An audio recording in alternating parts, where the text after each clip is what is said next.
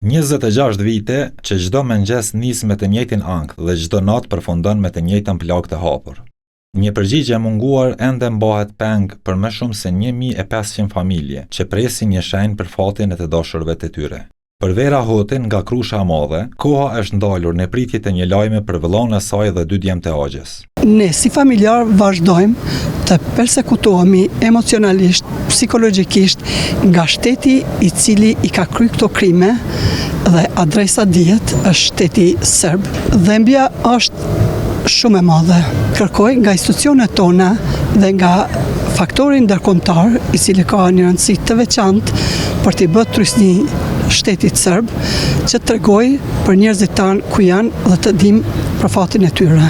Por përtej thirrjeve për drejtësi, viti 2025 u mbyll me bilans të zymt. Vetëm 24 mbetje mortore u gjetën në 32 lokacione të gërmuara brenda territorit të Kosovës.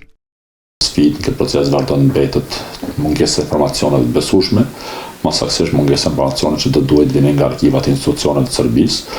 Pra, rrjedhimisht sfidë vazhdon mbetet çështja politizuese e Serbisë kundrejt kësaj problematike. Janë diku më shumë se 30 lokacione të adresuara në kuptim të kërkimit vlerësues në territorin e Kosovës, po them për rast gjithmonë, pra në 31 lokacione, sigurisht jo të gjitha kanë vlerësuar me gjetje të varrosit mbetje mortore.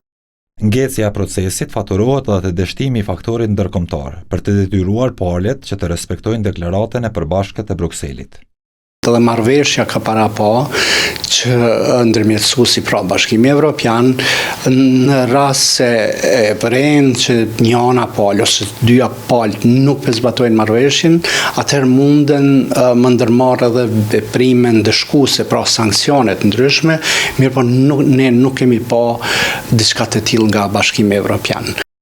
Me ndalimin e gërmimeve në Kozhli, shpresa për një kthesë gjatë vitit 2025 u zbe sërish. Pa një trysni të re nga Bashkimi Evropian që do të hapte arkivat e Serbisë, fati i 1591 personave të zhdukur vazhdon të mbetet peng i një procesi të stërzgjatur.